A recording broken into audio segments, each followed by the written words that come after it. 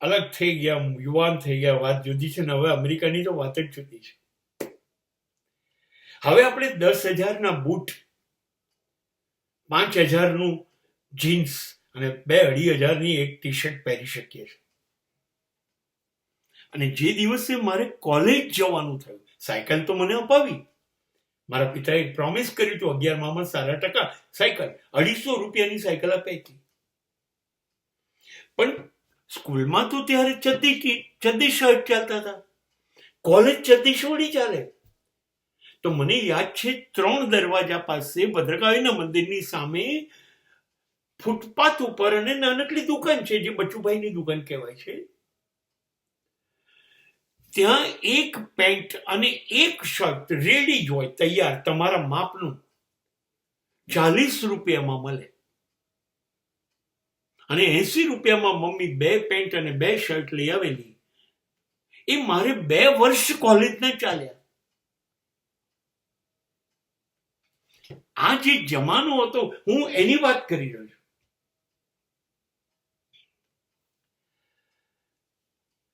ત્યારે મને પાક્કો યાદ છે કે 3500 રૂપિયામાં બ્લેક એન્ડ વ્હાઇટ ટીવી આવેલું.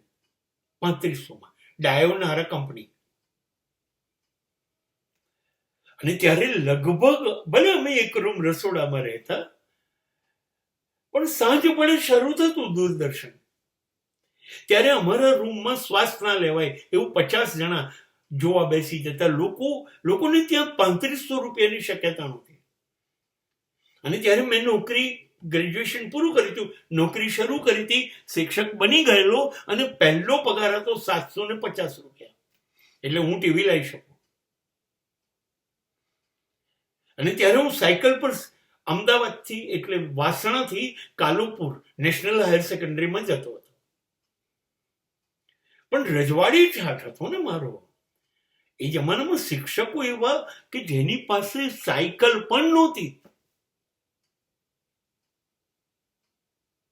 તો આ શાનદાર અમદાવાદને મેં એ વખતે પણ જોયું છે. આખા પાલડી વિસ્તારમાં એક જ કલર ટીવી હતું એક ભાઈ પાસે, અને મુંબઈથી વીસીઆર લાયેલા. અને દરેક સોસાયટીમાં રાત્રે પિક્ચરોની કેસેટ મૂકી અને શો કરીને પૈસા કમાતા હતા.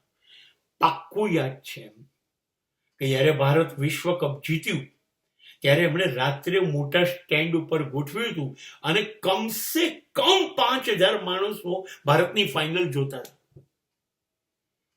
અને જ્યારે રાત્રે જીત્યું ત્યારે આખું અમદાવાદ સૂતું નથી, કોઈ પણ રોડ ઉપર ચાલવાની જગ્યા નહીં. અને લોકોએ દિલ ખોલીને સવારે 7 વાગ્યા સુધી ફાઇનલની ઉજવણી કરી હતી. અને કેપ્ટન હતા કપિલ દેવ.